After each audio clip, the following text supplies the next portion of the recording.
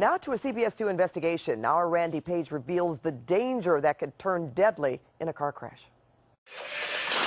Crash tests tell a story of profound human agony as lifeless dummies trace the path of the real people who went before them. Adults in the front seat and children in the back, captured frame by frame in the fractions of a second that separate life from death or from bone-crushing injuries. These are crash tests that show what can happen when you are hit from behind. I was waiting at the red light with your seatbelt on. I looked up at my rearview mirror. Like Jacqueline Romine on the night of October 21st, 2006. I saw lights coming towards me. Waiting at a traffic light on Lake Avenue in Pasadena. They just never stopped. This is the crash test that shows what some experts believe happened to her. She was in the driver's seat. Watch as the front seat collapses, driving the dummy's neck into the back seat. And once I was laying down, I couldn't move. Jacqueline's neck was broken. She is paralyzed for life. I was very angry. I wanted to die.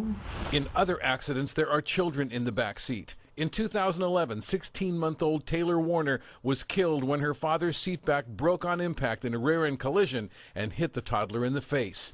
In 2013, one-year-old Eli Hastings received major facial injuries and bleeding to the brain in a multi-car crash near Sacramento when his mother Hannah was thrown into him while he was strapped in his car seat.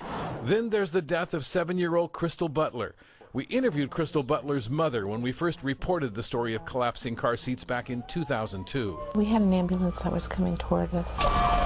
We pulled over to the side of the road. Then we were struck from behind. Stephanie Collins' seat collapsed and her head slammed into her little girl. Today, 14 years later, Stephanie says she can't shake the image of what she saw when she turned around and saw Crystal in the back seat. Crystal had really large, beautiful blue eyes. There was no blue in them, just black circles. Crystal Butler died from massive internal bleeding. My child got turned into a human safety device, an airbag. She saved my life. It wasn't supposed to be that way. This is the very seat that was involved in the accident? Yes.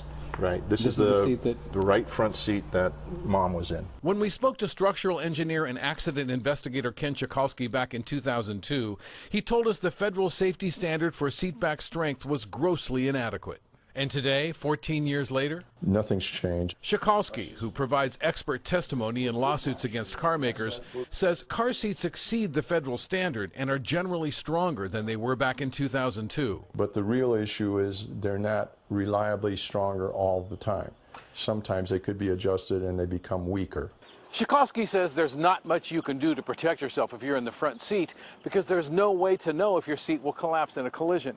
But he says there are steps you can take to help protect the kids in the back seat, and they're very simple. If there's no one in the passenger seat, then put the child behind the empty seat. But if someone is in the passenger seat, put them behind the lightest, shortest person. And that, Chikalski says, will give kids a better chance of surviving a rear-end collision. The National Highway Traffic Safety Administration responded to our story with this written statement.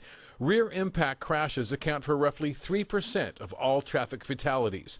The agency is required to perform cost-benefit analysis to demonstrate net benefits for any regulatory change. The absence of data demonstrating real-world benefits meant the agency could not pursue a rulemaking.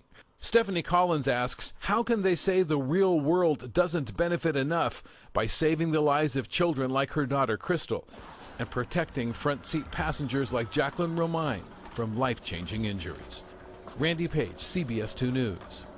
Automakers who responded said all of their seats meet or exceed federal safety standards. Unfortunately, there's no way to really know whether your seat could collapse. But one expert says European automakers like Mercedes, BMW, and Volvo usually do better during crash tests.